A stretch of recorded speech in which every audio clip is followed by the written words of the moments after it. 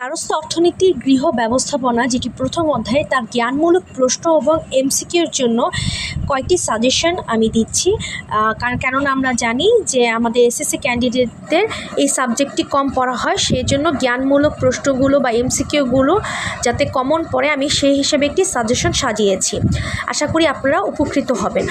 প্রথম যে প্রশ্নটা, সেটা হচ্ছে গৃহ ব্যবস্থাপনা কী। এটা খুব বেসিক একটা প্রশ্ন এবং আমার আশা করি এই প্রশ্নটা সবার অ্যাটলিস্ট শেখা উচিত, কারণ অধ্যায়ের নামই হচ্ছে গৃহ ব্যবস্থাপনা।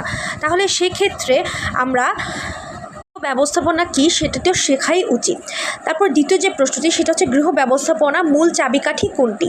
তৃতীয়টি সংগঠন কী, এটা একটি সংজ্ঞা। তো সংগঠন কাকে বলে অথবা সংগঠন কী, এটার উত্তরটা সেমই হবে। সংগঠনের কয়টি পর্যায় আছে এটি বইয়ে পাবেন, যে সংগঠনের 3টি পর্যায় আছে।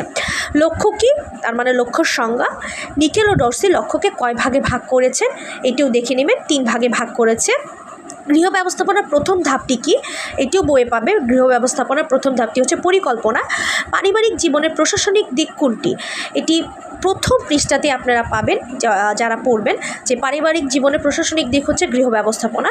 কোন লক্ষ্য মধ্যবর্তী লক্ষ্যের উপর প্রভাব বিস্তার করে, এটিও খুব ইম্পর্ট্যান্ট একটি প্রশ্ন এবং এটা লক্ষ্যের ভিতরে পেয়ে যাবেন। কোন লক্ষ্যকে স্থায়ী লক্ষ্য হিসেবে বিবেচনা করা হয়, এগেন এটা লক্ষ্যের ভিতরেই পেয়ে যাবেন। আশা করি জ্ঞানমূলক এবং এমসিকিউর জন্য এই প্রশ্নগুলো প্রথম অধ্যায় থেকে পড়লেই কমন পেয়ে যাবেন ইনশাআল্লাহ। আল্লাহ হাফিজ।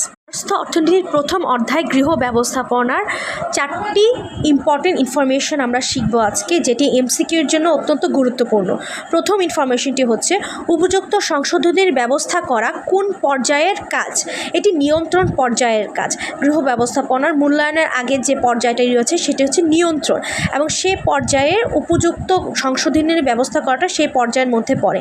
সেকেন্ড যে ইনফরমেশনটা, সেটা হচ্ছে নিয়ন্ত্রণ পর্যায়ের তৃতীয় ধাপ কোনটি, খাপ খাওয়ানো। আমি এটা জানিয়ে দিচ্ছি যে নিয়ন্ত্রণ পর্যায়ের 3টি ধাপ, তার শেষ ধাপটি হচ্ছে খাপ খাওয়ানো, এবং এটি ইম্পর্টেন্ট।